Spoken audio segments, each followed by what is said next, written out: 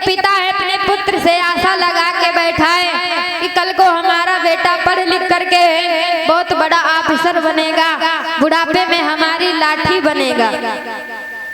क्या दादा लोग अपने बेटों को पढ़ा करके लिखा करके बढ़िया डॉक्टर या इंजीनियर या टीचर बना दोगे तो क्या तुम्हारा साथ देंगे? अगर वो डॉक्टर बन गए तो कहीं बंगाल में डॉक्टरी कर रहे होंगे, बुढ़ापे में तुम्हारा। हम ये नहीं कहते हैं कि अपने बेटा को पढ़ाओ लिखाओ ना, ये आपका कर्म है, खूब पढ़ाओ खूब लिखाओ, लेकिन उनसे आशा ना रखो कि मेरा बेटा कल बुढ़ापे पे हमारी लाठी बनेगा। नहीं, अगर आशा रखोगे तो निराशा ही मिलेगी। एक बूढ़े दादा बैठे थे ट्रेन में और बढ़िया पेपर पढ़ रहे हैं। पड़ोस में बैठा एक सज्जन सीधा साधा बात करने लगा, और बताओ दादा क्या हाल चाल, फैमिली में सब ठीक ठाक है, कितने लड़के हैं? कहा मेरे 3 बेटा हैं। एक बेटा हमारा बड़ा सज्जन दो तो नालायक है। नालायक किसको कहते जानते हो? कहा एक बेटा मेरा बंगाल में डॉक्टरी करता है, वो छोड़ के चला गया, मुड़ के भी नहीं देखा कि हमारे बूढ़े माता पिता कैसे हैं। एक कहीं सीतापुर में वकालत करता है, उसने भी नहीं मुड़ करके देखा, अपनी फैमिली को लेकर वही रहता है। लेकिन एक हमारा जो छोटा बेटा है, जिसको मैंने ना पढ़ाया ना लिखाया, वही हमारी सेवा करता है, जो घर में बैठ के हम लोगों की देखभाल करता है। जिनसे उनकी उम्मीद थी, पढ़ाया लिखाया, एक बड़ा ऑफिसर बना दिया और बाहर जा करके ऐसी जिंदगी जी रहे हैं। और जो नहीं पढ़ा लिखा बेचारा, वो आज माता पिता की सेवा कर रहा है। लेकिन ये सब पारब्रह्म परमात्मा की लीला है। हमारे आपके हाथ में कुछ नहीं है, हमारे आपके अंदर सिर्फ मोह माया है, उसी में भ्रमित हैं हम और आप लोग। तो मनु महाराज कहते हैं इस परिवार, इस संसारिक जीवन से कभी वैराग्य नहीं होगा, इसलिए मेरे को चलना चाहिए, इस राज्य से त्याग पत्र ले लेना चाहिए, इस्तीफा दे देना चाहिए। और पहले जब भजन के लिए जाया जाता था तो घर बार छोड़ करके, तो मनु महाराज विचार करते हैं मैं अपने राज्य को बड़े बेटे को दे दूं। 2 बेटे हैं, बड़ा बेटा उत्तानपाद, छोटा प्रियव्रत को तो बचपन से ही वैराग्य हो गया, वो घर बार छोड़ करके जंगल चला गया। बड़ा बेटा जिसका उत्तानपाद नाम है, राजा मनु कहते बेटा अब तुम राज संभालो, मेरी तो चौथी अवस्था आ गई, भजन की घड़ी आ गई, तो मैं जा रहा हूँ भजन के लिए। लेकिन उत्तानपाद राज नहीं लेना चाहते। नहीं पिताजी, अभी मैं राज संभालने योग्य नहीं हूँ। तो मनु महाराज ने जास्ती राजा बना दिया। गोस्वामी तुलसीदास बाबा कहते हैं कि बरबस राज सुतहि न पुदीना, नारी समेत बवनो बन कीन्हा।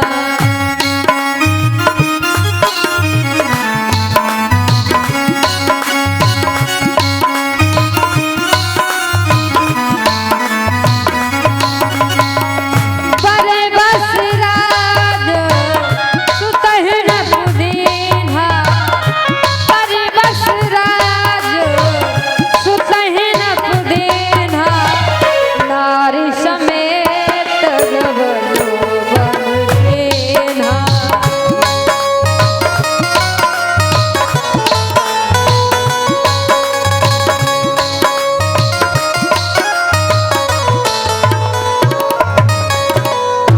श्री गोविंद भगवान की, भागवत महापुराण की, भक्त वत्सल भगवान की। बरबस माने होता है जबरदस्ती।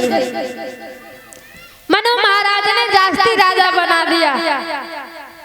अब आजकल के बेटा विचार करते हैं, कहते हैं पहले के बेटा और अब के बेटों में बड़ा अंतर है। पहले का पुत्र इतनी जल्दी राज लेना नहीं चाहता, आजकल के बेटा सोचते हैं जितना जल्दी पिताजी समाप्त हो जाए, लेकिन सबके नहीं, किसी किसी के, सब एक जैसे नहीं होते। जब जास्ती राजा बनाया, आज अपनी पत्नी को लेकर के मनु महाराज घर बार छोड़ करके और कहते हैं जब हम और आप लोग एक कदम भगवान की तरफ बढ़ाते हैं तो हमारी आपकी पदवी बढ़ जाती है। मनु महाराज और देवी शत्रुपा राजपाट छोड़ करके जैसे राज से बाहर निकले हैं तो गोस्वामी तुलसीदास बाबा दर्शन करा रहे हैं।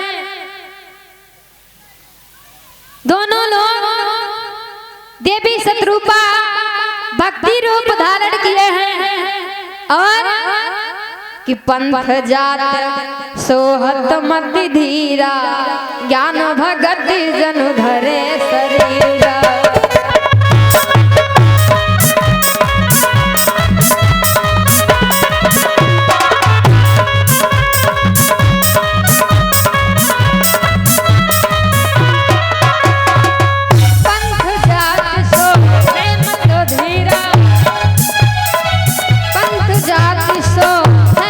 धीरा ज्ञान भगत जन धरे शरीरा, पंथ जात सोहत मत धीरा ज्ञान भगत जन धरे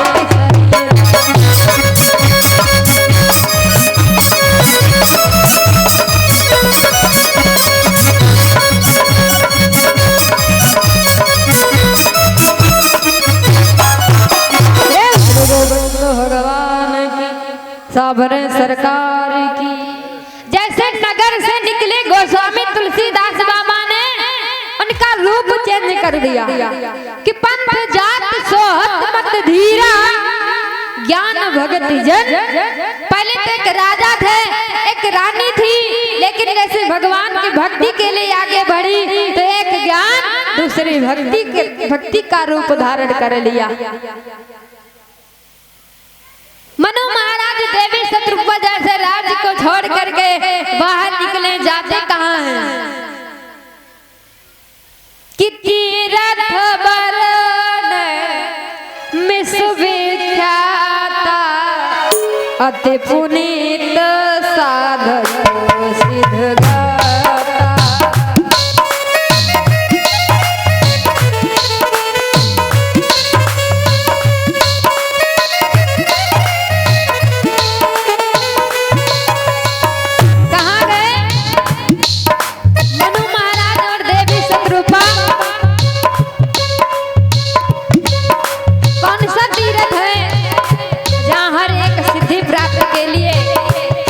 जाता है एक ऐसा क्षेत्र जहाँ पे ब्रह्मा विष्णु महेश न जाने हजारों बार आए हैं कब, जब यही मनु महाराज और देवी शत्रुपा ने तपस्या किया।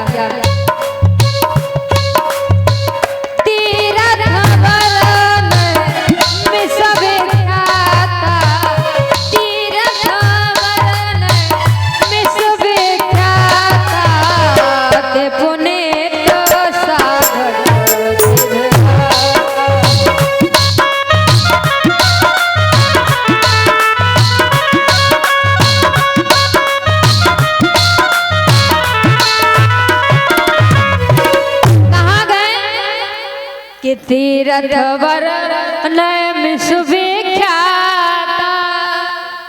अति पुनीत साधक सिद्ध गा। कहते तीरथ वर माने क्या होता है? दूल्हा। तो नैमिष धाम जो है समस्त तीर्थों का दूल्हा है। कहते हैं अनेकों तीर्थों की हम आप लोग यात्रा कर लें, दर्शन कर लें, जब तक नैमिष नहीं जाते हैं हमारी यात्रा पूर्ण नहीं होती। तो मनु महाराज देवी शत्रुपा गए कहाँ? नैमिष क्षेत्र में सीतापुर दोपहर में। और आप लोग नैमिष गए होंगे, दक्षिण दिशा में गोमती मैया का प्रवाह है कि नहीं, है ना। तो मनु महाराज और देवी शतरूपा मैया ने उस गोमती मैया में स्नान किया है कि पहुँचे जाए धेनुमति तीरा, हर्ष नहाए निर्मल मीरा।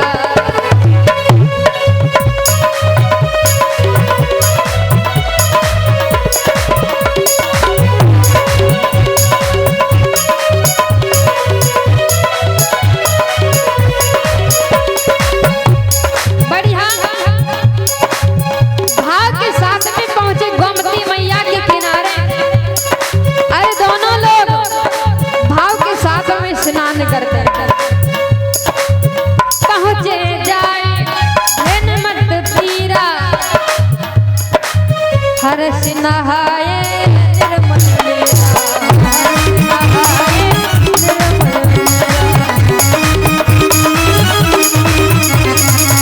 पहुँचे जाए धेनुमति तीरा, हर्ष नहाए निर्मल मीरा।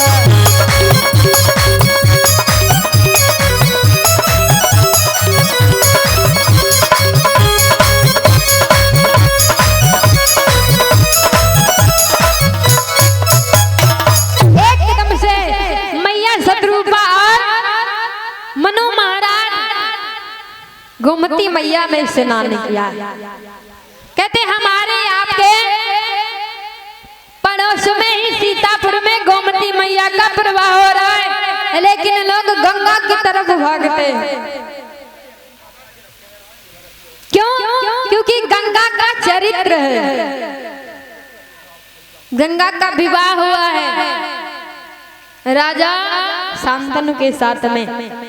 गंगा के पुत्र है पितामह भीष्म, उनका चरित्र है, चित्रण है, इसलिए लोग गंगा को भागते हैं और कहते हैं गोमती मैया जो अनेकों पापों को तारण करने वाली, जो पासी में है तो लोग बहुत कम जाते हैं, इनका चरित्र नहीं है। गंगा का विवाह हुआ और हमारे भारत देश में एक कुंवारी देवी के समान पूजी जाती है, लेकिन कहते हैं लोग चमत्कार को नमस्कार करते हैं। तो मैया शतरूपा और मनु महाराज गोमती मैया में स्नान किया है। अनेकों अनेक राजा, अनेकों अनेक संत जैसे जाना है कि मनु महाराज नैमिष के धरा धाम पे आए तो मिलने के लिए आए हैं। और आइए मंच पे जिनका आप दर्शन कर रहे हैं परम सम्मानित व्यास महाराज जी के मुखारविंद से आप पावन अमृतमय चर्चा को रसपान करके अपने जीवन को मंगलमय बनाएंगे। आइए दो बार प्रभु का नाम गायन करेंगे। मस्ती